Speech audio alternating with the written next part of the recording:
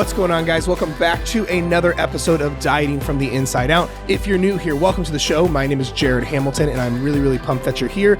It's crazy to think we're like in the mid 200s of episodes now. So if this is your first episode, thank you so much for being here. But if you're also like a reoccurring guest or listener, I should say, and you've been here since day one, back when it was the Hamilton Trained podcast, and back when I was using my phone as the microphone, I really appreciate you. So thank you so much for being here. I really appreciate it.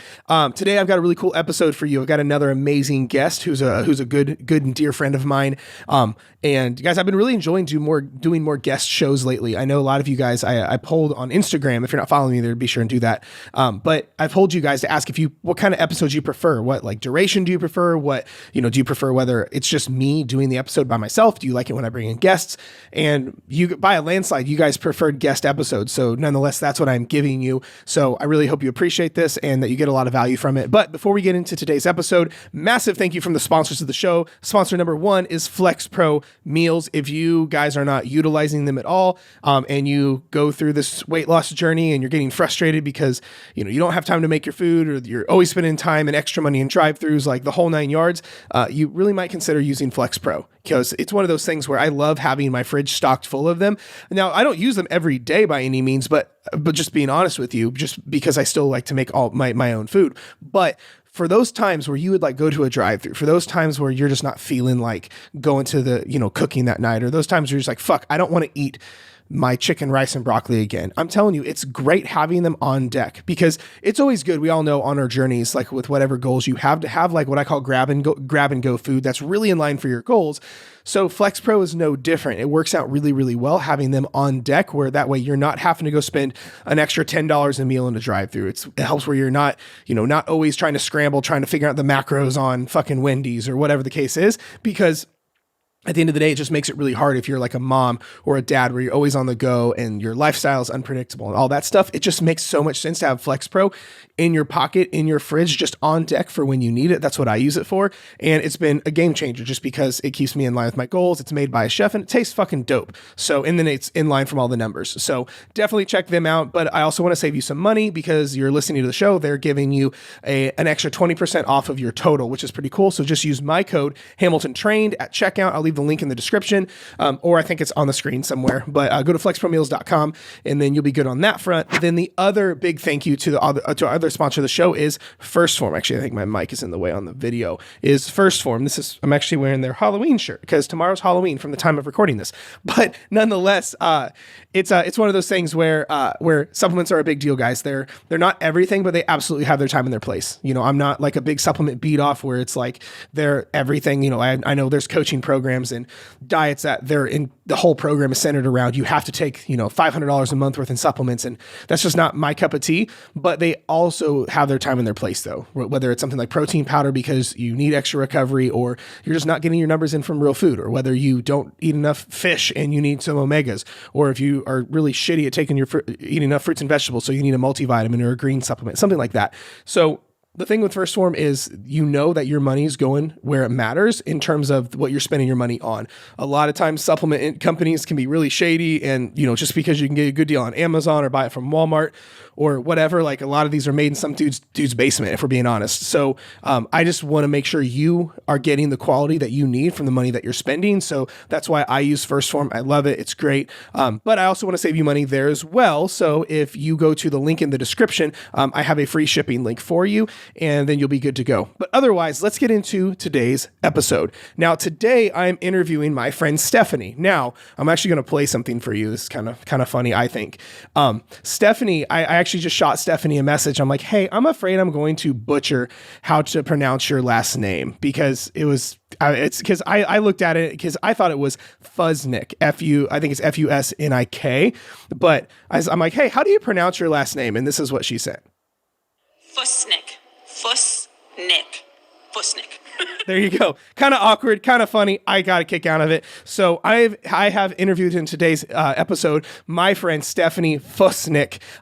Sorry, Steph, if I pronounced your name wrong on camera again. But anyway, I interviewed her. Great episode. I had so much fun recording this because the thing is, I wanted to get Steph on here because she is like, I would just call a menopause master, right? Because at the end of the day, a lot of times, I mentioned this on the show, I think a couple times, but it's easy whenever the majority of our client base and the majority of my following are actually women. But it's interesting because a lot of people, there's like always, number one, there's a level of relatability I'm not going to have because I don't have ovaries. But also, there's sometimes a little bit of a belief issue is because I'm a guy and I have a penis and don't have ovaries, that there's a level of understanding that I won't have around, menopause or female issues as it pertains to weight loss and things like that. So I totally understand. I respect it. So with that being said, I wanted to get a female on who is an expert in this area where we can talk about it and have a great conversation. That way you can walk away with some value and like, oh, that's why that works that way, that kind of thing. So Steph and I had a great conversation all around basically menopause and middle-aged weight loss as a whole. Like when you're going into the ages and times of menopause, perimenopause, the kind of the misconceptions around what, people are doing that's actually making things worse. Right. A lot of people in the, no matter where you're at in this fat loss game, but especially as you're getting into like those times where there's a lot of people doing the wrong things that are making their journey way harder, way more difficult and keeping them from reaching their goals because it's just a misunderstanding. So Steph and I really got into she broke down a lot with this kind of stuff. So I know you're going to get a lot out of today's episode. Sorry, I'm really excited. So I'm talking really fast and getting all tongue tied, but be sure to stick around for the whole thing. If you haven't already subscribed to the podcast, be sure and do that way you don't miss out on any future episodes, because we've got not just the audio recording going on, right? Most of you guys listen to this on like Spotify, Apple Podcasts, Stitcher, that stuff. But if you didn't know, especially with me having these guest episodes all the time, I actually have every episode on YouTube right now. So if you go to my youtube.com/Jared Hamilton, I actually have the interviews of these episodes. So if you would rather watch us actually go back and forth and watch the interview versus just listen to it, that's there as well. So be sure to subscribe there. And if you haven't left a review on the podcast, please do so. It'd mean a ton to me. But otherwise, enough of me talking because it's been almost 8 minutes. But let's get Steph on the phone or on the line or whatever you want to call it. Like we did it on a video chat platform. But anyway, I love you guys. Thank you so much for being here. Sorry about my ranting. Let me get Steph on here and I'll talk to you in just a second. All right. I think we're live. What's up? How are you, Stephanie? I am fantastic. How are you? Oh, like we were talking about right before we started recording, is just craziness, right? So, oh, it's great. But no, I really appreciate, like I said, I really, really appreciate you doing this. I know like we were talking about like, we're both just busy as fuck right now, but I appreciate you taking the time to do this. I think it's gonna be cool. So, for those that don't know who you are, give a little bit of a rundown, because I want to tell you why I wanted you to come on top of you just being a dope fucking human. But the thing is, like, one, you have a different perspective from like everything like that with you and your business and what you do and all that stuff. But also like there's a level of like, let's say more of the feminine side of things that a lot of people just won't take as seriously because I have a penis and don't have ovaries. And so it's like, what do you really know about menopause, Jared? What do you really know about like middle-aged female fat loss? So that's the other thing, is just all of that combined. So give everyone a little bit of an idea, who you are and all of that good stuff. Yeah. So my journey, like with health and fitness, I've always really loved it. I went into school thinking I was going to be a phys ed teacher and found out very quickly through coaching that I don't have the fucking patience for that. So that's not happening. Got into personal training right away, fell in love with it. Didn't like working with athletes, but loved working with like chronic disease. So anything like cancer-based osteoporosis, like cardiac rehab, all that kind of stuff. I loved the more like health aspect of things. Did my master's, worked in the health region, doing exercise, chronic disease exercise management programming. So worked with a little bit of everything there, but worked with a lot of clientele who were doing everything right. Eating less, moving more, on appetite suppressants, 300 plus pounds, and like eating 1,200 calories a day for like the last 5 years. And let's face it, if it was gonna work, it would have worked a long time ago. So there's something else going on. So then I really loved all the metabolism stuff.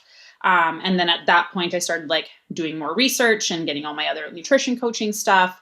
So started manipulating that with like reverse dieting and stuff, and saw huge changes, to the point where people's like testosterone levels were better. Like you would know that. And like, their like insulin resistance was better. They were going off their diabetes medication. Like it was incredible. And then I started working with women and I was like, this is an entire different ball game, Sure. especially as soon as you toss in like perimenopause and menopause.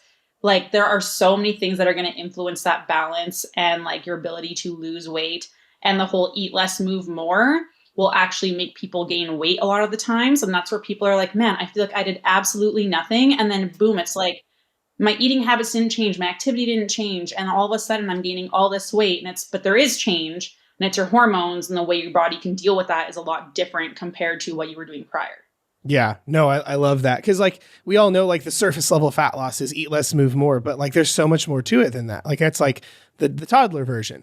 But like this is why a lot of people like in our community, like when we onboard clients, like very rarely, like the minority, like the very little, can we ever take someone into straight into a deficit and start doing that stuff? Like our clients will get really surprised because they're like, how are my calories doubled and now I'm losing weight? I don't understand. Mm-hmm. But I think that's a lot of the misconceptions just around like diet culture. So talk a little bit about like for those that are a little bit intimidated to not be like, no, I've always eaten 1,200 calories and I've always like starved myself. How is me eating more going to help my hormones and like actually make me burn more fat? Because at first it feels ass backwards. You know what I mean? Oh, 100%. Yeah, no. And like, let's be realistic though. If it's not working, what makes you think that doing more of that is going to make it work? Stop Like, fighting for it. let's be realistic, right? But like, let's think about it. Like your energy is probably shit. You're having your hot flashes. You don't handle stress well. You're very irritable. All of a sudden you have no sex drive. You're having energy crashes and cravings. All of a sudden it's like you're go, go, go. And then boom, all of a sudden it's like, holy shit, I need to eat something now or take a nap. And those are all clear signs that you're not eating enough in general. But really what happens with perimenopause and menopause is we lose our hormonal buffer. Like as estrogen and progesterone drop, our ability to combat stress decreases substantially. Like especially with estrogen in particular, it has so many roles in our body. And so when that decreases, we struggle a lot. Like, for example, like estrogen is going to help promote muscle growth. So when that decreases, we have a reduced ability to put on muscle mass and maintain muscle mass. So if we're eating less, that's going to make that worse. If we're eating low carb, that's going to make that even more worse because you're going to lose more and more muscle, slow down your metabolism, and that's going to open up a whole other can of worms. You're not going to be able to access energy stores as well when estrogen drops. So like working out fasted, super shitty for women in perimenopause and menopause. Yep. You are going to see an increase in inflammation naturally, and eating less and moving more is going to increase that as well. Your blood sugars are going to go to shit because estrogen helps regulate that. So then again, if you're doing all this crazy stuff that's increasing cortisol and your insulin resistance actually like combat each other. Mm-hmm. So it's actually going to make that worse. And then estrogen also regulates our appetite. So then our regulation for our signals for like when we're hungry and full are also super messed up. And we're also going to have less bone density because estrogen helps bring calcium absorption into the bones. So then that's an issue as well. So then we see an increased risk of osteoporosis. And then there's progesterone, and progesterone, when that decreases, will also cause issues like migraines and hot flashes, gallbladder issues, decreased sex drive, weight gain, and weight loss issues. And what happens when we're in that high stress situation where we're eating less, moving more, cortisol goes up. Our body doesn't know if we're trying to lose weight. It just thinks we're in a state of like fight or flight, and it's just trying to survive. And when your progesterone cannot be produced when cortisol is really high because it will actually take the precursor to build progesterone and take it away and give it to cortisol. So then not only is progesterone already decreasing because of perimenopause and menopause, the stress from not eating enough is going to decrease that further. And that's usually responsible for that very quick and aggressive, like sudden weight gain where it's like, man, I feel like I gained like 10 pounds in a month. Typically it's because progesterone dropped too quickly because now you don't have that hormonal buffer to deal with that stress. So you're just like putting yourself into a worse position and you're digging yourself a very deep hole that you're trying to get out of. No big deal, right? Like, yeah, like it's totally fine. Yeah, the last 3 minutes, it's not that bad. It's fine. Like, just keep eating your Weight Watchers snacks and being scared to eat more than a toddler. It's fine. Like, yeah, and so the like, carbs, it's crazy. Yeah, carbs are bad. Like I say carbs are bad because more for me. That's just, but, yeah. Right? So like for you, like because again, we're talking to people like not fitnessy people, right? Like we're talking to people who have like been like engulfed in, let's just say, diet culture for like the last decade. How like always like, cause I like the podcast is called Dieting from the Inside Out. So the headspace and expectations in the inner game is like everything. So as far as someone that has like the mindset to menopause as a whole, the mindset to going into this the right way, where does someone even start with like this? It's like, oh, well, all I've known is that bullshit you said not to do for the last decade. So like, like where does one even start with that? Right. Where they're like, well, everything I know to do, you just told me I can't do anymore. So like, what do I do with this now? Yeah, exactly. So like the big thing is like, it can be super overwhelming because let's face it, you look everywhere and there's so much fucking over information and we are terrified of gaining even a pound, right? And like I actually posted this on my socials today of like someone who went through a reverse diet, they gained 4 pounds, but now they're down 13. So it's like, does the thought of like gaining 4 pounds over the course of 3 months really negate your like want to actually get to where you want to be? So it's a bit of a reality check that way. But typically what I say first is like, what is the food that you are most terrified to eat? And usually it's bread or pasta. It's one of those two always. Yep, easy. So I actually dare people, like that's the words I use. I'm like, I dare you to have a potato or some pasta for supper tonight. Enjoy it. See how it feels, how it tastes. Enjoy the conversation. Like actually sit down and be present with that food. And usually they're like, okay, so my energy was good. If I had it for supper, I slept like a fucking baby last night. Like, right? It's like Thanksgiving supper. You're like, oh, I slept so good because of the turkey. It's like, no, it's because of the bread and potatoes you had. That's why you're sleeping so good. So like realizing that it's just a food. Like it's not this demonistic thing. So I literally dare people to like eat the thing that they are so afraid of. And they're like, oh my God, that was actually fine. I'm like, yeah. It's literally just food. And then slowly incorporating it meal by meal. So especially carbs, people are so terrified. Typically I start with breakfast and they're like, so can I have toast? I'm like, fuck yeah, you can have toast. They're like, what about a bagel? And I'm like, yeah. And they're like, oh my God, they're so excited.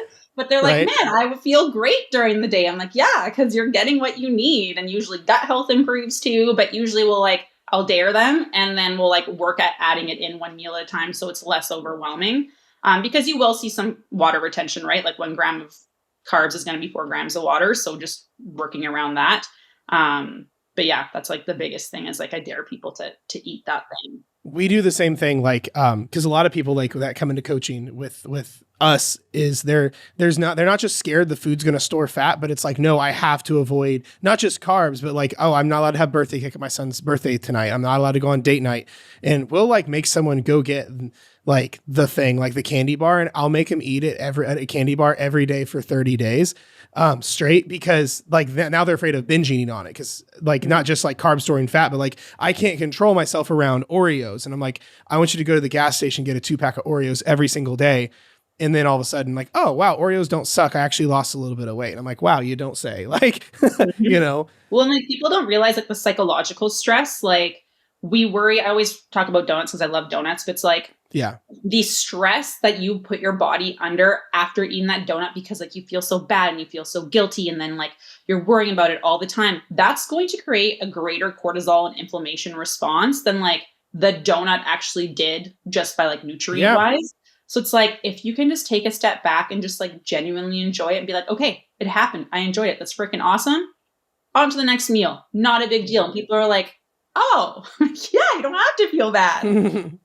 Yeah, no, totally. It still baffles me that like we're going into 2023 and people still think carbs store fat like that. And just all the diet culture nonsense. Like I can't remember when I did it, but like, I was like, when did this shit actually start? And I like try to take it back as like, what year did this bullshit start? We're talking about when like Arnold competed. We're talking about in like the 70s or prior when like the iPhone wasn't out like even like a decade ago. Right. Like if we think about how like outdated that is, like back in the 60s and 70s is when carbs are fat, avoid sugar. You got to work out 7 days a week. You've got to do like, don't do anything other than cardio because you'll get bulky. Like all of the old like diet culture bullshit we're talking about from like 60 to 70s. Like it's like back in the day, it just blows me away. You know, I just don't understand.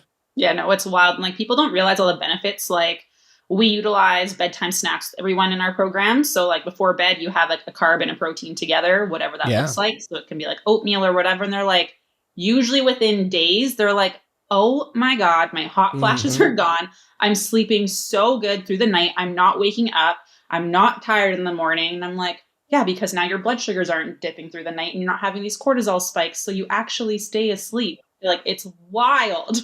Yeah, I'm like a 30-year-old dude, and if I don't eat like right before bed, I wake up at like 3 a.m, not just like a little hungry. I wake up like animalistic levels of like I would almost put ketchup on drywall.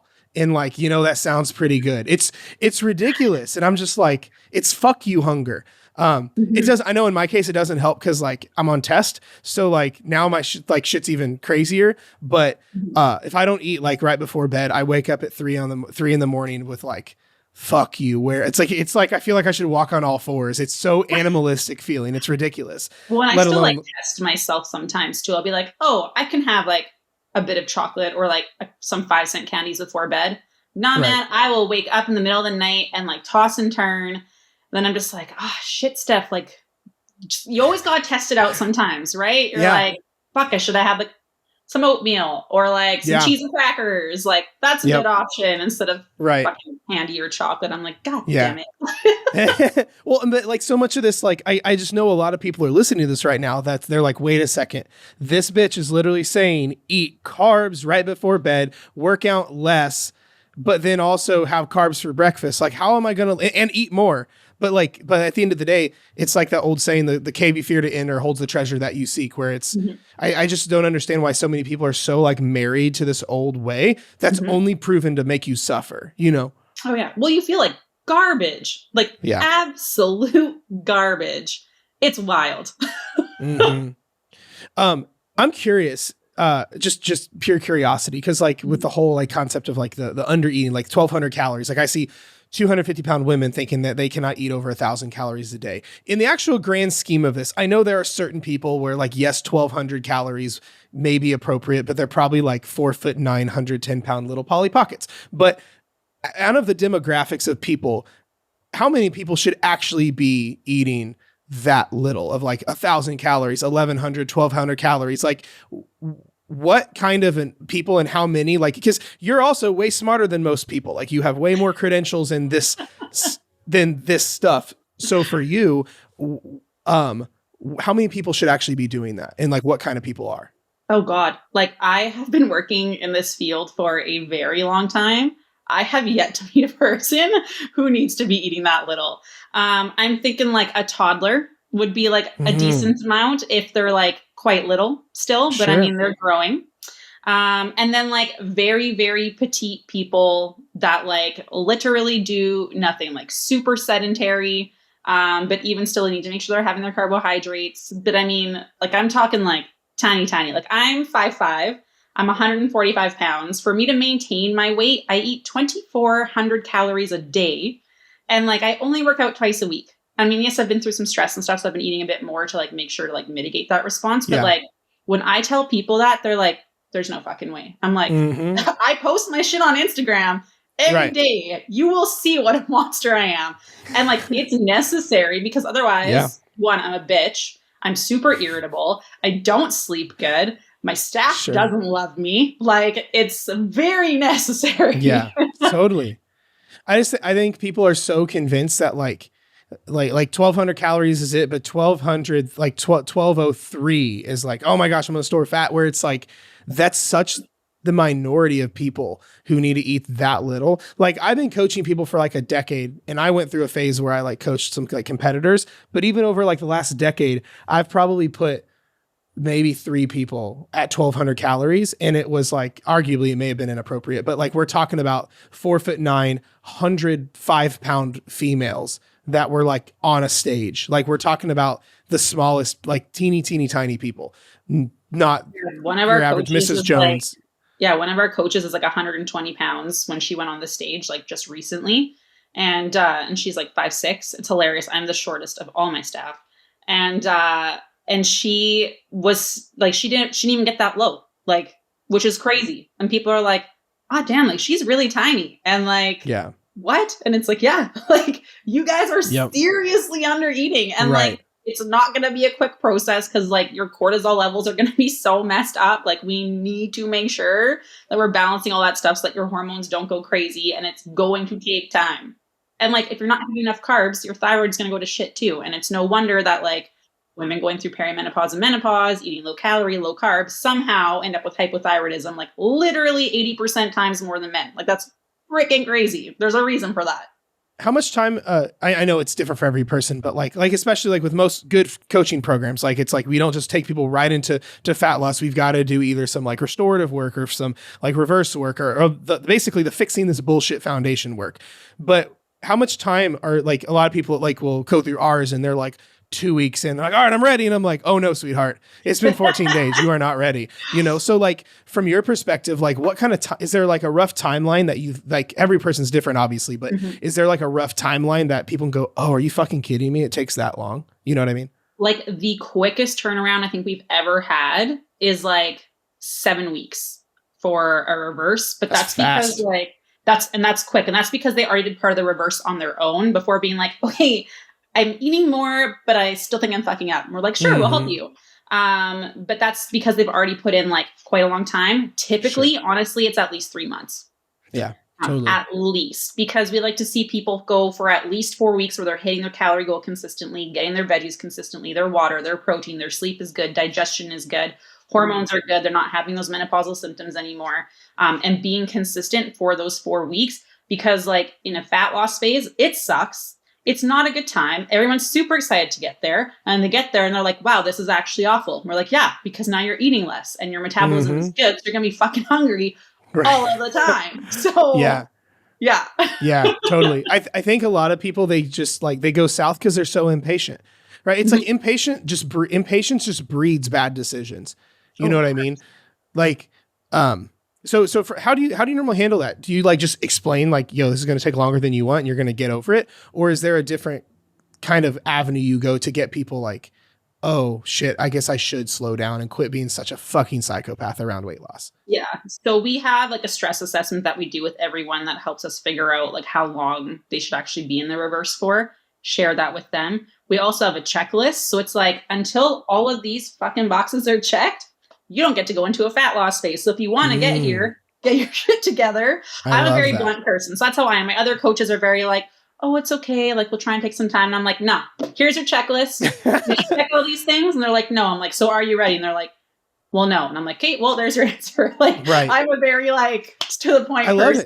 I love it. Like my brain operates best like that. Like I can't get that until I have this list of 5 and I've checked this list of 5 4 weeks in a row. Like, wow, my adherence sucks ass. So I guess I probably shouldn't. You know, it's crazy to me though. Like so many people, I see people and coaches do this where adherence sucks. So they're like, I bet I should just add more things.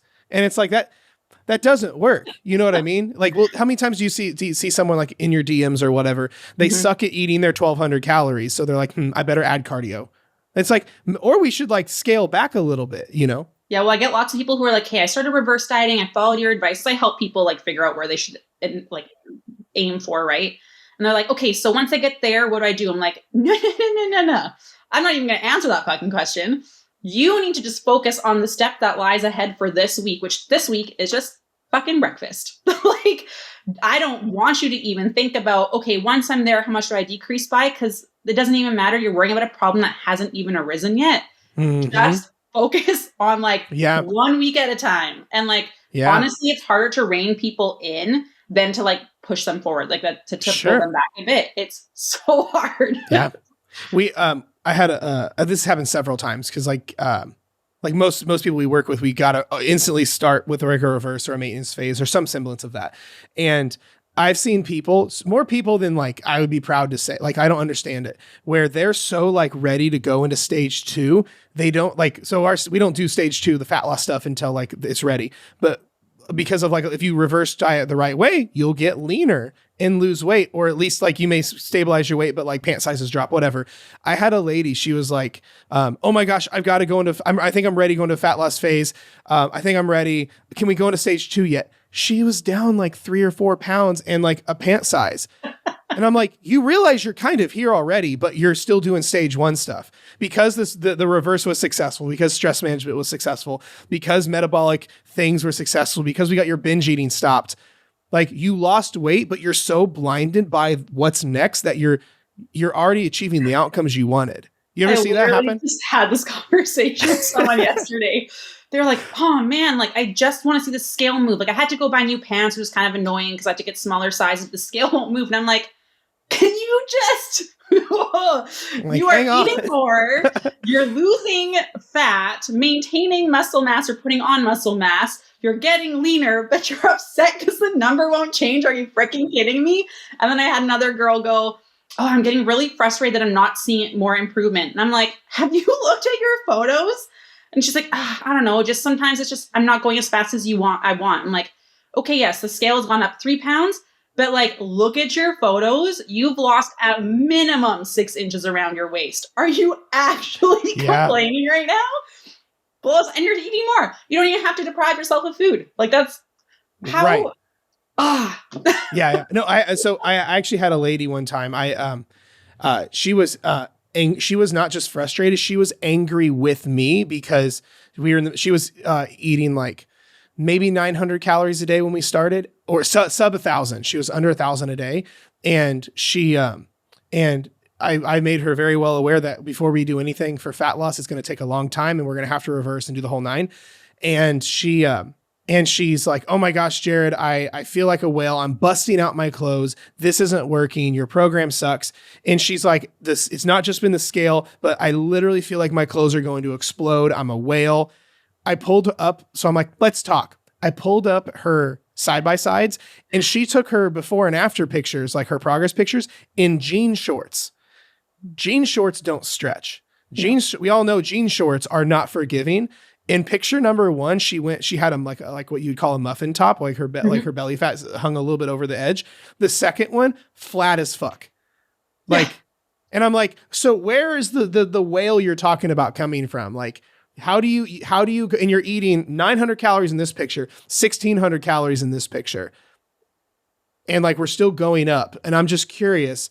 She goes, oh, all right, I guess you're right. Like, why is it our minds go straight to like this, not just wrong information, but building a narrative around like this hell that we think we're going through when it's not even logical or data driven. Yeah. Oh, and I do that too. Like I catch myself and I'll post about it in like on social media and stuff. Like I was literally telling this story because like I've been struggling with my weight since like losing my mom and just a lot of stress and stuff like that.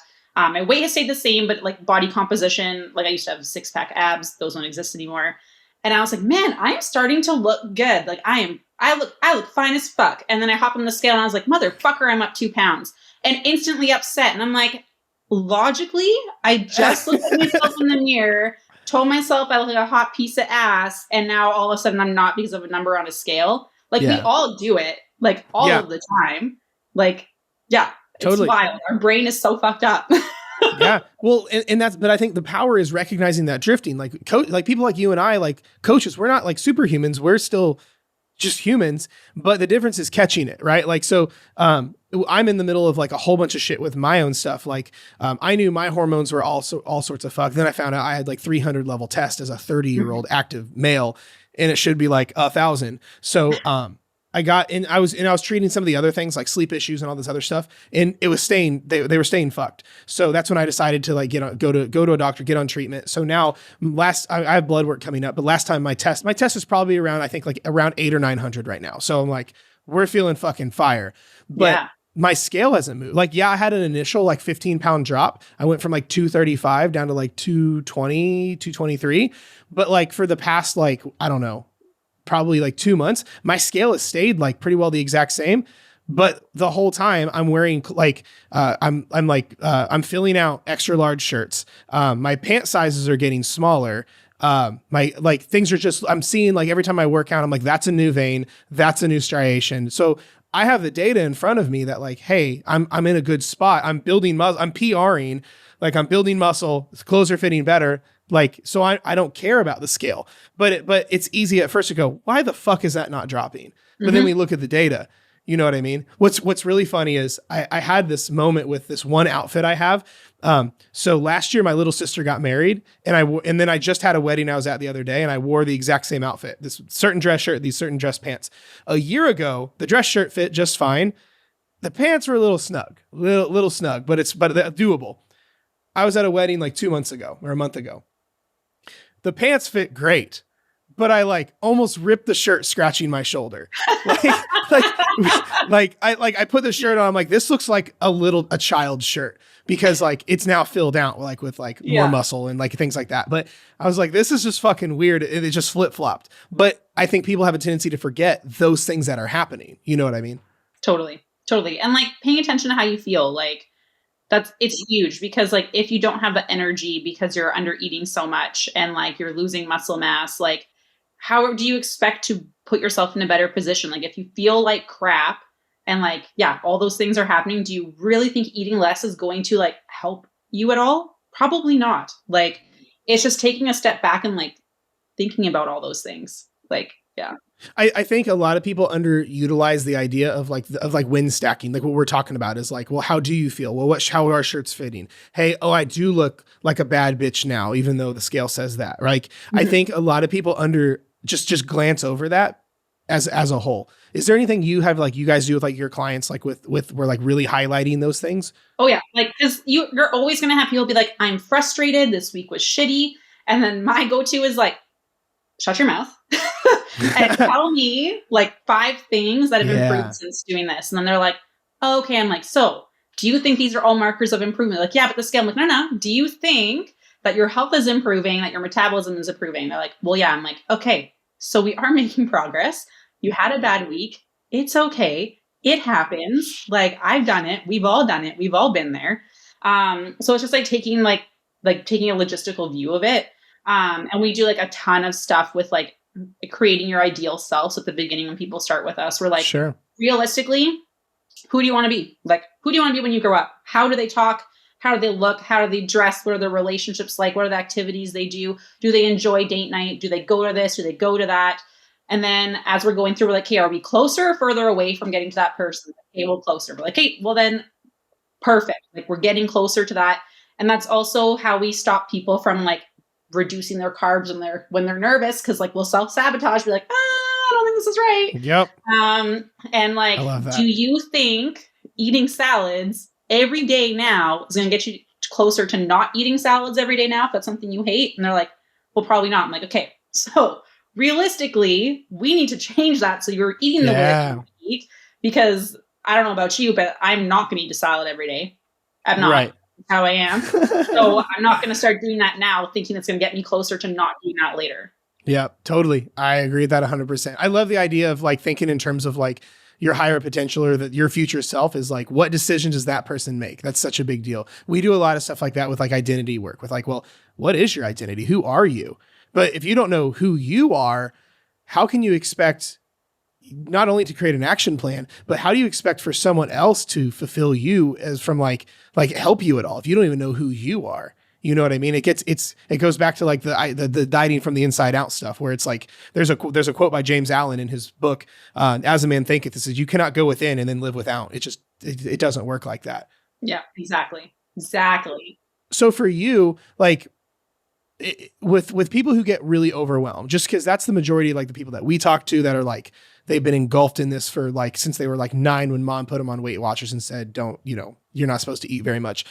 What's your mindset into that person's getting started with habits? Whether they're in coaching, whether they're just in your DMs, but if someone's like, fuck, I'm just lost and confused. Like, where does one start with all this in your opinion? So honestly, I'll give them like a couple options and tell them to pick one. Like pick one thing and just crush it out this week. I don't give a shit about anything else, whether it's you're just going for a 5-minute walk after your meals every day this week, or whether it's just like having a solid breakfast that's half carb, half protein. Awesome. Or your bedtime snack. Like I get them to focus on literally one thing. And then usually they're like, hey, what about this? What about this? I'm like, I don't give a shit about that. Like we need to just focus on one single thing, crush it, do it well. Once you feel confident with that, then we add the next thing. Because if you're trying to do everything at once, it's so easy to fall into that all or nothing mindset. go back into your old ways and be like, fuck it, I already messed up once. I may as well screw the whole rest of the day. No, like it's just one thing, and that's it. Do you ever find people are like, I can't, like, wait, it has to be more than that. It has to be more complicated. Like that's the one that we see a lot, where we'll give them like 1 or 2 habits. That's it. And they're wanting to change like 17. And it's like, well, wait, I can't, it can't be this easy. There has to be more to it. Like, what are your thoughts with that?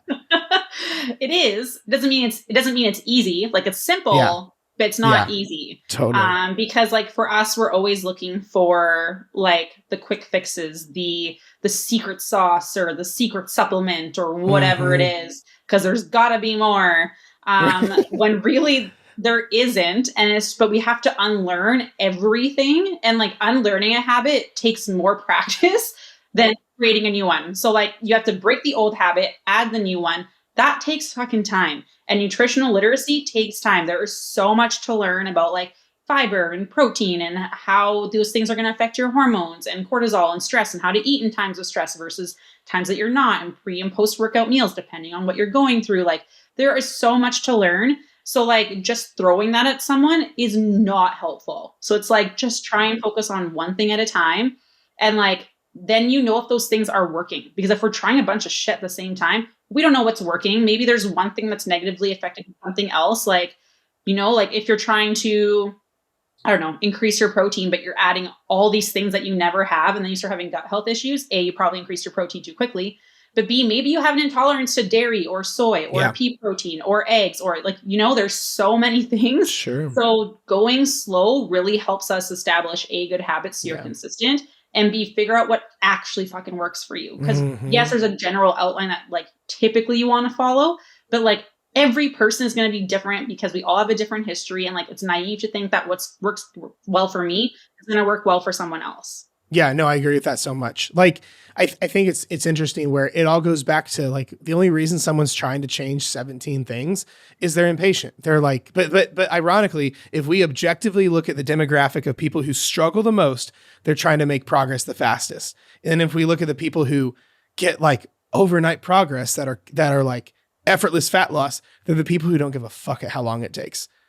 Like, would you say like if you were to audit your client base and look at like the ones who thrive the most and the ones who struggle getting there, it's like those motherfuckers are impatient. These ones didn't care, and they ironically got it like that. Yes. And I mean, you still need like the support, because people are going to struggle all through that journey, right? But like the people who are like okay with it taking longer are the people who are going to be more successful, and they see it as a long-term thing. And like, it's funny because people will like post things of them doing stuff that we've preached or whatever. And they're like, man, like now my family does this all together. And I'm like, yes, like that's huge. Like that's not only like improving your relationships and your health, but like everything encompassing. Sure. And like, you're going to be consistent with it. And those things take time. Like the people who do best, I find, are like 6 months plus with us.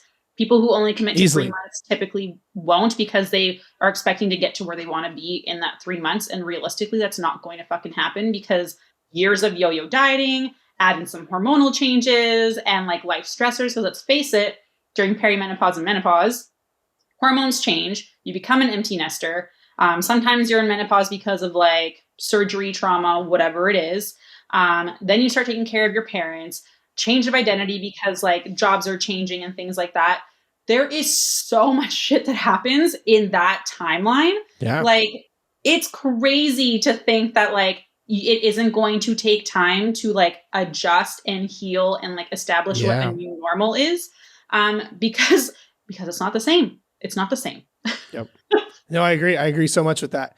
I've always said that I almost wish fat loss progress works similar to a home build, as in like, you know how like if you have a really big home build project, the contractor doesn't get paid till the job's done, right? Like you do that $50,000 job or you build the house, then once it's complete, then the homeowner goes, okay, here's the check.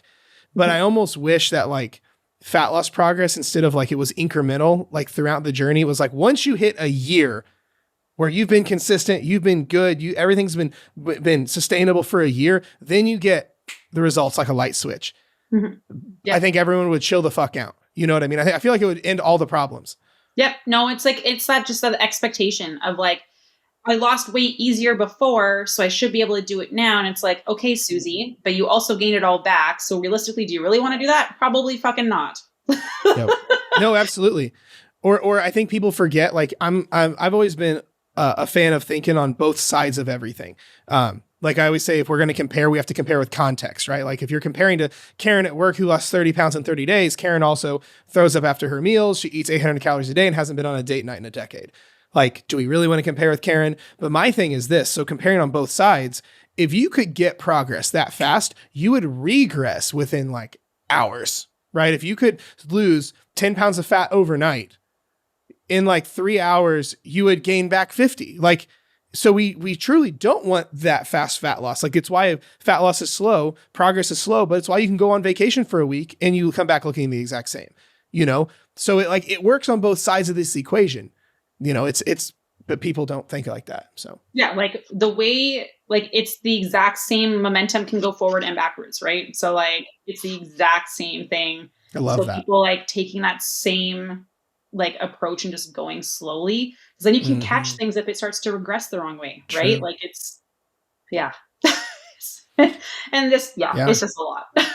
Yeah, it's a lot. It's a lot. So as far as people getting their shit together, it's funny. I think people would listen, like, especially like, I don't know, I'm going to title this, but it's going to be something around probably menopause, and everyone's going to go, oh shit, there's a secret. There's a hack.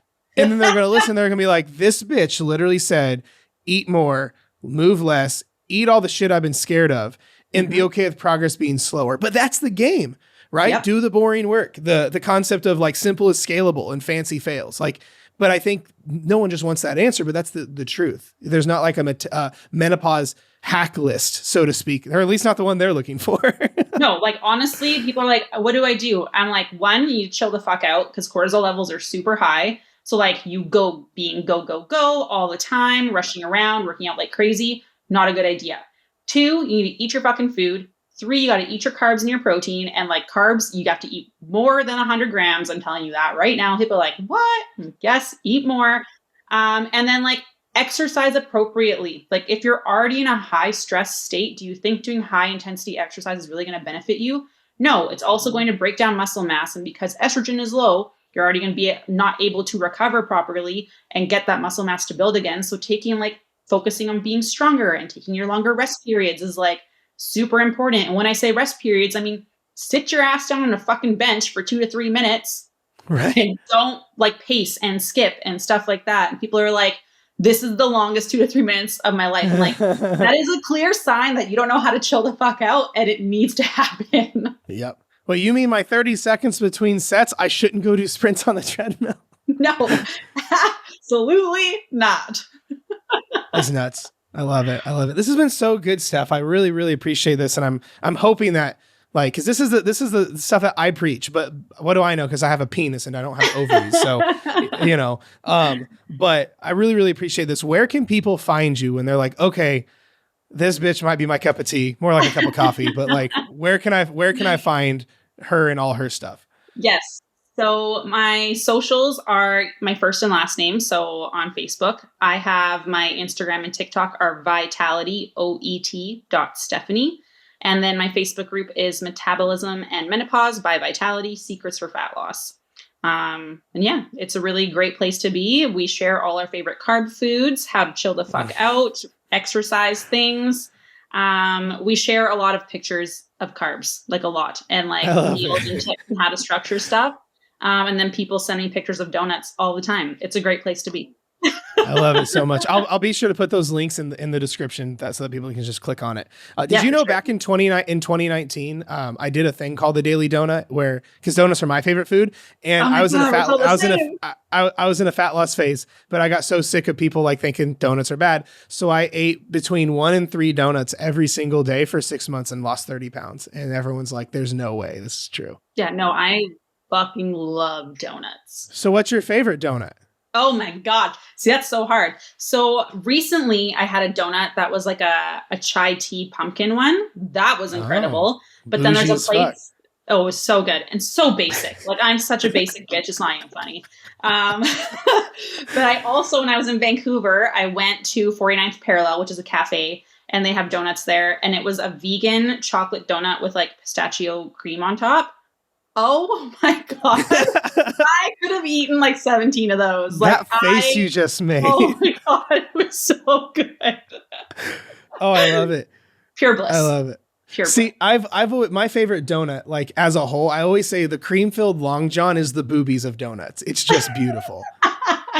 That's my classification. It's the boobies of donuts. It's a cream-filled Long John. I don't like stuff with like the cream inside. I don't. I like more like chocolatey coffee flavored stuff. That's how I am. Yeah. Fair enough. Well, fair enough. Cool. Although I love it. Dunkaroo's donut, which was really good because that was like really of childhood. Yeah. I recently found out you can buy Dunkaroos in the States. Canada doesn't have those. Wow.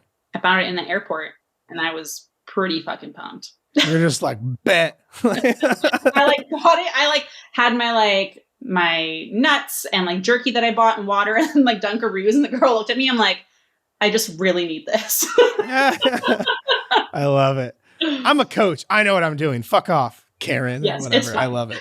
I love it. Fuck yeah. Well, thank you again, Steph. I appreciate you. And yeah, this was good. Perfect. Awesome. Thank you for having me. And we're back. Thank you guys again for listening and sticking around for the whole thing. I know these guest episodes are a little bit longer, but I really appreciate your time and attention and just all the engagement and love you've been giving the show and my guests and everything like that. So it means a ton. I hope you got a lot out of this episode with Steph. If you did, be sure and reach out to her. Tell her, reach out to her and be like, yo, what's up? I listened to you on Jared's show, Dieting from the Inside Out, and it helped me this, and this way, that kind of thing. Be sure and check out the links below. Steph and I both have a lot of resources down there in the show notes, all the resources like she talked about to reach out to her and get involved with her. But I also have some resources below as well. I have like my free community that's going to be like your home base with getting help with this kind of stuff totally for free. I have my free course down there if you're brand new to this weight loss game and you're not sure, where to go, where to get started, how to, what to believe and what not to believe. I have a free course called the Fat Loss Checklist down there for you as well. There, all the links to all my other socials, like my TikTok, my Instagram, my YouTube, the whole 9 yards. But then I also have a really, really cool special coaching offer for you because I have a special place in my heart for everyone who listens to the podcast. I actually have a really cool coaching opportunity for you. Whereas if you apply to coaching and assuming you get accepted, I'm basically giving you around $4,000 worth of extras for free. Like this is stuff people pay a lot of money for. But because you're coming from the podcast, if you were to get signed up with coaching and lock arms with us to help you with your journey, I'm basically really making it worth your while and showing my appreciation and giving you about $4,000 worth of free stuff. So if you're interested in that, would like to see what that free stuff is, but to be honest, really need help with it. The reason I'm not just like getting into what all the free stuff is because I don't want you just signing up for or really getting involved in coaching just because of the free stuff. It's just an incentive. The reason someone would get involved in coaching is because you don't want to go on this journey alone, is because you're struggling with this on your own. It's because you probably had years of struggle and you're tired of learning from your own failures and you want to learn from someone else's failures and to really streamline the process. Because like, if we're being honest, I always say when it comes to coaching, this is why I'm the biggest consumer of coaching. You can either save time or money. Right? Yeah, you can save a little bit of money, but then most people will struggle for the next several years or decades or even to their grave. We work with a lot of people who have been struggling for 50, 60 years, right? And I just hate to see you go through that. Or you can invest a little bit of money and streamline this entire thing where you're getting your life back, you're getting your time back, you're getting your happiness back. But the problem is psychology teaches us that our minds crave what's most familiar. So this is why we like almost stay in our suck unconsciously. This is why most people, take their struggles and live the same really fucked up year over and over and over again until they're what I call part of the dieting for decades club. So if you're wanting to end that, because I'm not one to try to force that, I only want to work with people who want the help. If you want to end that and you want help, I have the opportunity on the table right now and incentivizing it where you're basically, if you sign up for coaching and assume you get accepted, because we only work with people we know we can help, you're getting about $4,000 worth of free stuff, which is pretty cool. You can apply for coaching because we have to make sure things are a good fit, then explain to you how everything works, then talk about options from there. You can do that at the link below in the description. There's a big fat link right there you can click on, get on a call with my team, and we'll go from there. Otherwise, I appreciate the fuck out of you. Thank you so much for tuning in. I will see you next week on our next episode. I'll talk to you next time.